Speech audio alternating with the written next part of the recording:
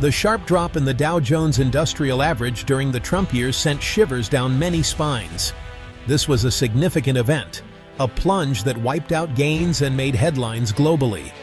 People who had investments, big or small, watched nervously. Retirement accounts suddenly looked a bit thinner. The plunge during the Trump administration wasn't merely a financial event, it was a reflection of broader anxieties and a critical commentary on the perceived health of the nation's economy under his leadership. The dramatic falls in the stock market during the Trump era were more than just fleeting moments of panic. They were indicators, like a fever signaling an illness, pointing to deeper, more systemic issues within the American economy. Investors, both large and small, began to question the long-term outlook. The plunges suggested that many were seeing significant weaknesses that could not be ignored. One major concern was the nature of the economic growth being reported. Was it sustainable growth that benefited a wide range of people, or was it propped up by temporary measures?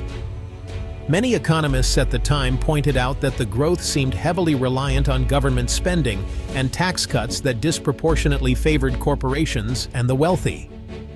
The market's nervousness reflected a fear that the sugar rush was wearing off, and the underlying economy was not as strong as portrayed.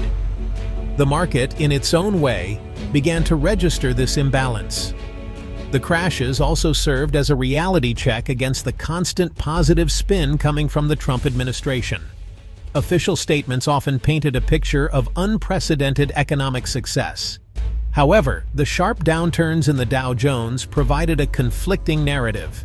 The Trump administration came into office with a distinct economic agenda, often summarized as America First. Key pillars of this agenda included significant tax cuts, deregulation across various sectors, and a more confrontational approach to international trade. The Tax Cuts and Jobs Act of 2017 dramatically lowered the corporate tax rate and also provided cuts for individuals, though these were skewed towards higher earners. The promise was that these changes would unleash a wave of investment, create jobs, and boost overall economic growth. However, the actual impacts of these policies were contentious and complex. While corporate profits did see a boost, and unemployment rates were low for a period, critics argued that the benefits were not widely shared. Much of the corporate tax savings appeared to go into stock buybacks, which benefit shareholders rather than into new investments or wage increases for workers. The national debt also ballooned significantly under these policies, raising concerns about long-term fiscal stability. The promised surge in business investment was less impressive than hoped, suggesting that tax cuts alone were not enough to spur broad-based, sustainable growth for the whole nation. The disparity between the wealthy and ordinary Americans seemed to widen under these policies. While discussions about the economy often focus on Wall Street or big city job numbers, the impact of Trump's policies and the subsequent economic instability was felt acutely in rural America.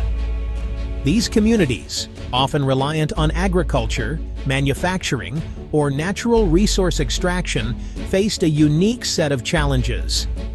Many rural areas had already been struggling for decades with job losses and declining populations. The hope that Trump's America First agenda would bring a renaissance to these regions was met with a mixed and often harsh reality. The trade wars initiated by the Trump administration had a particularly damaging effect on rural economies. Farmers, who are key players in many rural states, saw their export markets shrink dramatically due to retaliatory tariffs. The government provided bailout packages to farmers to offset some of these losses, but many argued this was a temporary fix for a problem created by policy. Beyond agriculture, some rural areas had hoped for a resurgence in manufacturing jobs. While there was a lot of talk about bringing factories back to America, the results were limited. The economic policies and the America First rhetoric of the Trump administration significantly altered America's relationships with its long-standing European allies. The post-World War II global order was built on strong transatlantic ties and mutual security agreements. However, Trump's approach was often transactional and dismissive of these traditional alliances.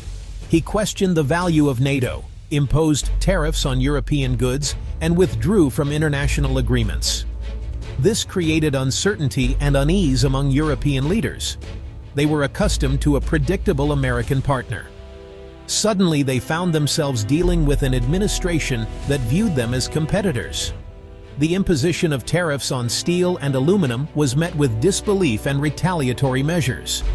This damaged economic ties and eroded trust. European nations began to discuss the need for strategic autonomy. The withdrawal from international agreements had profound geopolitical consequences. The overall effect was a weakening of the Western alliance and a perception of American retreat from global leadership. Canada faced challenges due to shifts in U.S. policy under the Trump administration. The America First stance and tariffs created significant economic uncertainty for Canada.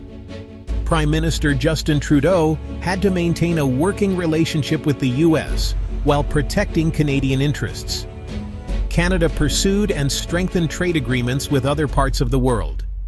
A landmark achievement was the Comprehensive Economic and Trade Agreement, CETA, with the European Union. Canada also became a leading member of the Comprehensive and Progressive Agreement for Trans-Pacific Partnership, CPTPP. The government supported industries affected by U.S. tariffs, such as steel and aluminum. Diplomatically, Canada built alliances with like-minded countries. The renegotiation of NAFTA, resulting in the USMCA, was a major focus. Reflecting on the economic turbulence and shifting international relations during the Trump years, it's clear that several important lessons emerged for the United States and the global community. The period underscored the fact that stock market performance alone is not a comprehensive measure of economic health.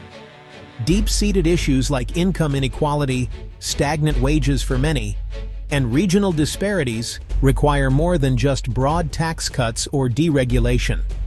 Sustainable prosperity needs to be inclusive, benefiting a wide swath of the population, not just those at the very top.